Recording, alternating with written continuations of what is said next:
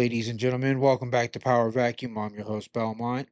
When I initially saw the headline of this article, I was concerned because I'm used to the C button or the C buttons on the GameCube controller just being alternate buttons you can use.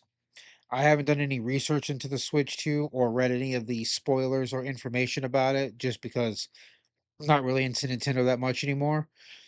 So when I saw this headline, I had a really bad reaction initially until I saw this I guess, tagline that follows the headline.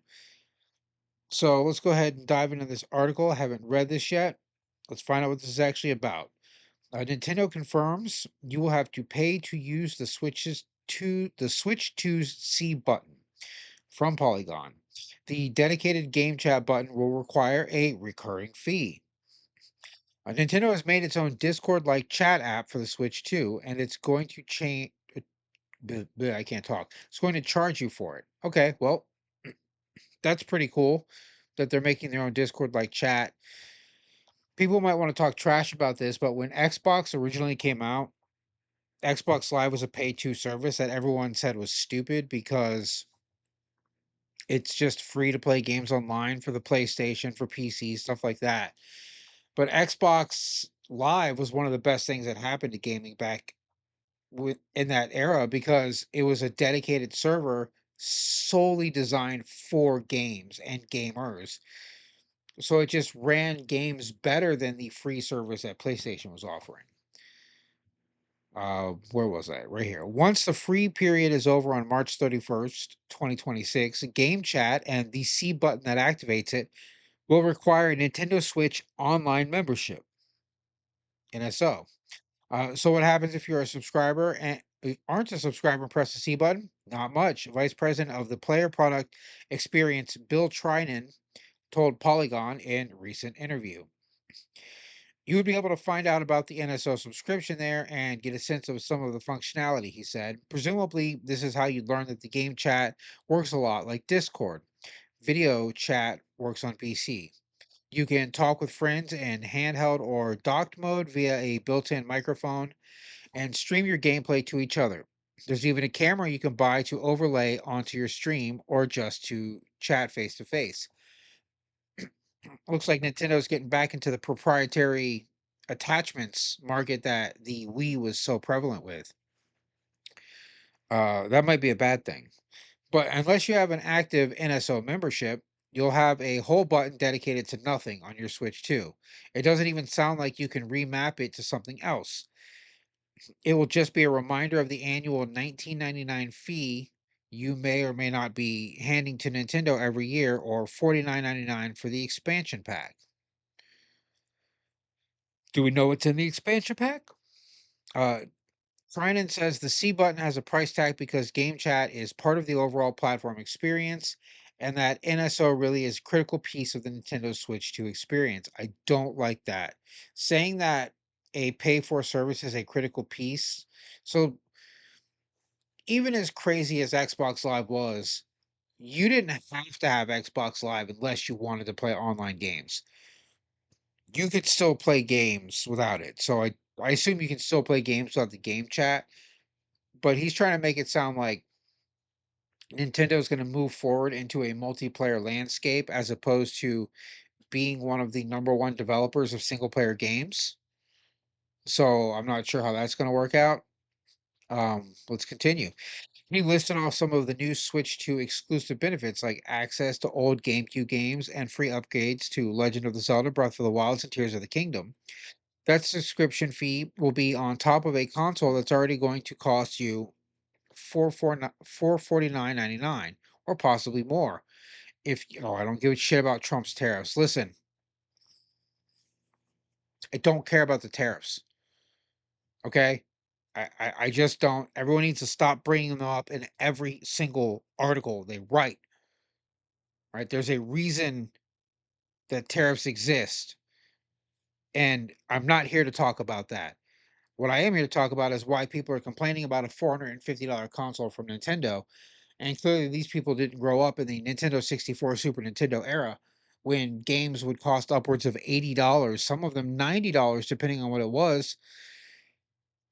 And that's another big conversation that people are having right now, that the price of Nintendo games is going up, and it's pretty much my take on that is you should be happy they were as cheap as they were for as long as they were.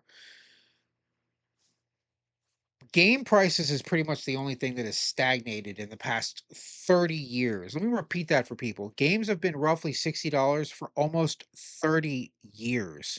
A lot of people want to say, oh, a decade or a little over a decade. No, no, no. The first time games stabilized in price was about 30 years ago in the 90s when they dropped the price from 80 and 70 to 60 for a lot of titles, especially disc titles, because they were mass producing so many discs that they were cheaper to make and they were faster and easier. So they dropped the price. And we stayed at that price even when we switched to the digital market and there was no physical copy, they still stayed that price. They didn't go down for the lack of manufacturing and the necessity of the company to market and create all the actual physical media. But the fact that they're going up now, people have been paying $100 for games no problem for the past 5 or 6 years because games will be $70 for the base game, $90 for the deluxe edition, and 110 for the ultra edition. And people are dropping $110 on games like this, like it's normal. So telling me that a game's going from 60 to 70 or 60 to 80, that doesn't shock me at all, especially given the current state of the marketplace and the fact that they've been stagnant for nearly 3 decades. So get over it. Games were eventually going to rise. It was nice while it lasted. We won't know if the game chat will prove to be worth it until Switch 2 releases in June. Correction. Oh, we got a correction. This article came out today and they've already corrected it. A previous version of this story incorrectly stated the frequency of Nintendo Switch's online fees. It has been updated to reflect NSO's annual subscription fees. Oh, so I guess there was a can I read the previous version?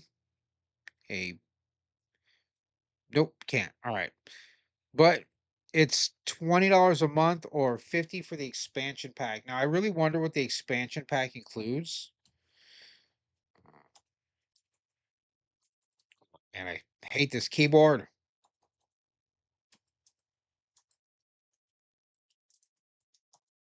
Let's see.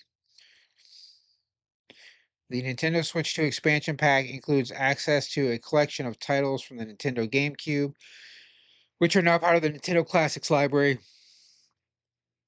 Members of the Nintendo Switch Online and expansion pack will soon be able to play games like Legend of Zelda: The Wind Waker, F-Zero GX, and GX, and Soul Calibur 2 on Nintendo Switch 2, with more games to be added in the future. Oh, so you're paying $50 annually for the chat function and the access to a previous library. Now, is that library going to be streaming only, direct connect access only, or is it going to be once you download the game, you have it? The way it sounds like it's going to be either streaming or direct connect access, but whatever, if that's your thing. I own most of those games that are going to be on that list already. I'll just pop them in my old console and play them if I want to, or emulate them,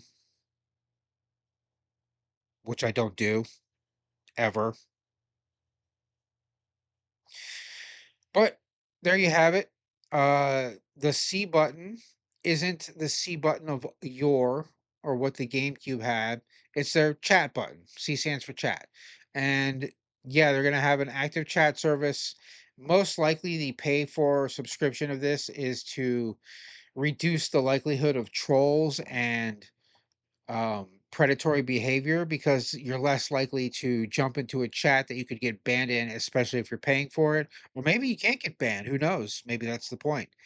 We'll have to wait till Nintendo releases more or it actually goes live when we find out what is fully entailed in it, what the restrictions are, what the benefits and bonuses are. But that's all I have for this story.